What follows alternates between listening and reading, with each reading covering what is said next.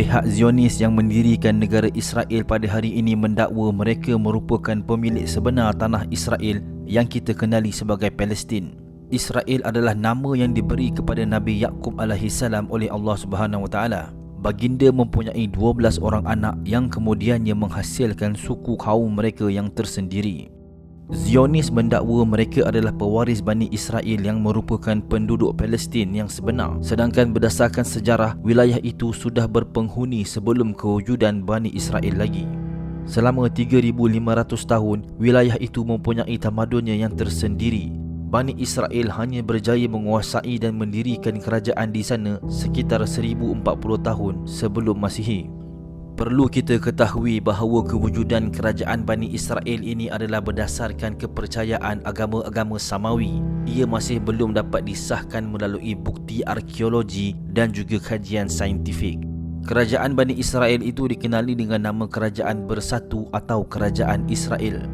Dan kerajaan tersebut pernah diperintah oleh para nabi seperti Nabi Daud alaihissalam dan anaknya Nabi Sulaiman alaihissalam.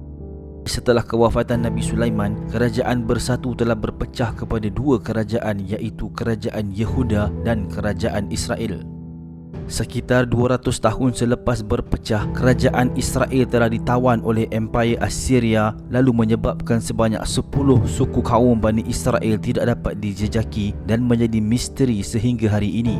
Sejarawan berpendapat mereka telah berdiaspora ke kawasan lain, terutamanya wilayah yang ditakbir oleh Kerajaan Yehuda. Dan inilah sebabnya Bani Israel dikenali sebagai orang Yahudi. Pada hari ini, selain dianggap sebagai etno keagamaan, tidak ada definisi mutlak mengenai maksud apakah itu seorang Yahudi, kerana Yahudi itu bukan sahaja boleh merujuk kepada etnik, agama dan kepercayaan seseorang, tetapi ia juga merupakan terma geografi. Legasi kerajaan Bani Israel berakhir pada kurun ke-6 sebelum Masihi apabila kerajaan Yahudi ditawan oleh Empire Babilonia. Sekitar 70 tahun kemudian, Empire Parsi pula telah berjaya menguasai rantau berkenaan dan orang-orang Yahudi dibenarkan kembali membina komuniti mereka seperti di Jerusalem. Hampir 500 tahun kemudian, 63 tahun sebelum Masihi, Empire Rom pula telah menjadi pentadbir di rantau berkenaan. Orang-orang Yahudi hari ini mendakwa pihak Rom lah yang mula-mula menggunakan nama Syria Palestin, dan Rom jugalah yang telah menghalau mereka dari wilayah yang mereka gelar sebagai tanah Israel. Penguasaan Rom ke atas wilayah berkenaan telah menyebabkan orang-orang Yahudi terpaksa berdiaspora ke negara-negara luar bagi mencari perlindungan. Dalam kepercayaan Yahudi, dosa-dosa mereka lah yang menyebabkan mereka terpaksa hidup dalam pembuangan. Menurut kitab Taurat dan Talmud, mereka dilarang daripada mendirikan sebuah kerajaan sebelum kedatangan seorang Al-Masih yang akan mengembalikan zaman kegemilangan Bani Israel. Fahaman itu semakin diketepikan menjelang kurun ke-18 melalui gerakan Haskalah yang mempopularkan sekularisme dalam kalangan orang Yahudi Eropah. Haskalah turut dikenali sebagai zaman pencerahan Yahudi yang turut menyemai ideologi Zionisme yang juga merupakan ideologi sekular merangkap gerakan kebangsaan. Gerakan Zionisme moden bermula pada akhir kurun ke-19 apabila komuniti Yahudi Eropah semakin tertekan dengan penindasan yang dilakukan ke atas mereka. Pada tahun 1884, seorang Yahudi Rusia, Leon Pinsker, telah menggabungkan beberapa kumpulan Yahudi bagi membentuk sebuah pertubuhan yang dikenali sebagai Hovevezion. Misi utama pertubuhan ini adalah mendirikan sebuah negara Yahudi di Palestin. Salah seorang ahlinya, Nathan Birnbaum, pada tahun 1890 telah mencipta terma Zionis bagi merujuk kepada mereka yang mendukung objektif pertubuhan berkenaan. Pinsker bukanlah pengasas ideologi Zionisme kerana beberapa kurun sebelumnya sudah terdapat sebilangan tokoh Yahudi yang membincangkan mengenai konsep yang sama.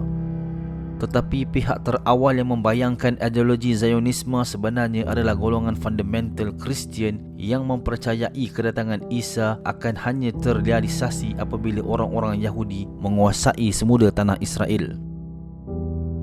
Pinsker bagaimanapun dianggap sebagai pelopor Zionisme politik kerana agenda utama Hovevezion selari dengan konsep negara moden.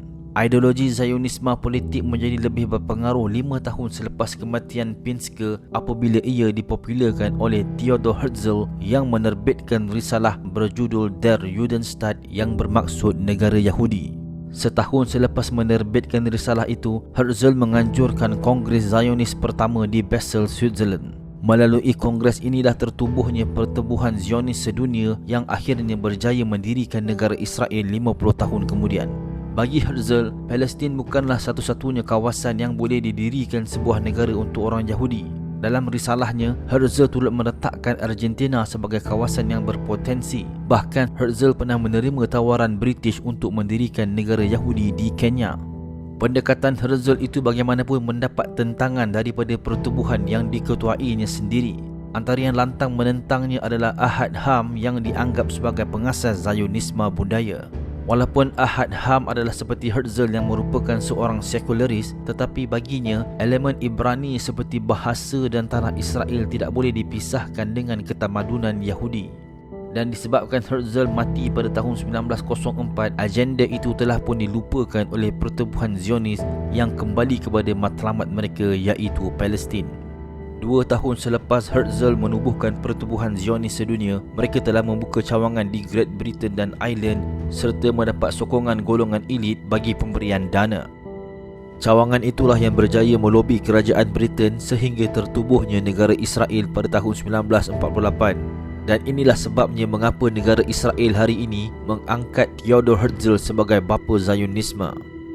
Terdapat 2 lagi pertubuhan Zionis yang memainkan peranan besar dalam penubuhan negara Israel, iaitu Pertubuhan Amanah Kolonial Yahudi yang giat membeli dan mengusahakan pembangunan komuniti Yahudi di Palestin, dan Agensi Yahudi untuk Israel yang menguruskan kemasukan pendatang Yahudi untuk menetap di Palestin.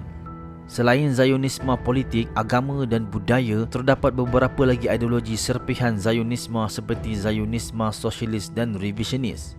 Ideologi Zionisme sosialis sebenarnya telah terbentuk seawal sosialisme yang diperkenalkan oleh Karl Marx. Antara tokoh Zionisme sosialis adalah Perdana Menteri dan Presiden Israel yang pertama, iaitu David Ben-Gurion dan Chaim Weizmann. Zionisme revisionis juga merupakan satu komponen penting dalam membentuk lanskap politik Israel yang ada pada hari ini. Pengasasnya Z.F. Jabotinsky merupakan inspirasi kepada pertubuhan Zionis yang radikal dan ekstrim.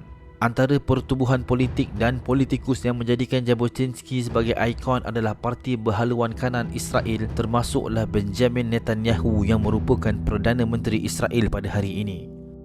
Pada tahun 1975, PBB pernah meluluskan Resolusi 3379 yang menyenaraikan Zionisme sebagai salah satu bentuk rasisme dan diskriminasi kaum. Tetapi resolusi itu dibantah keras oleh Amerika Syarikat dan ianya telah ditarik balik pada tahun 1991. Kedudukan Israel sebagai negara yang kuat di rantau Timur Tengah terus dipertahankan oleh setiap Presiden Amerika Syarikat sehingga hari ini. Presiden AS yang terbaru, Joe Biden, juga pernah menyatakan dengan bangga bahawa beliau merupakan seorang Kristian Zionis. Sedangkan ramai orang Yahudi, terutamanya golongan Rabai Ortodok, merupakan anti-Zionis. Tetapi bagi mereka yang menyokong negara Israel dan kerajaannya, maka mereka adalah seorang Zionis tanpa mengira agama dan bangsa.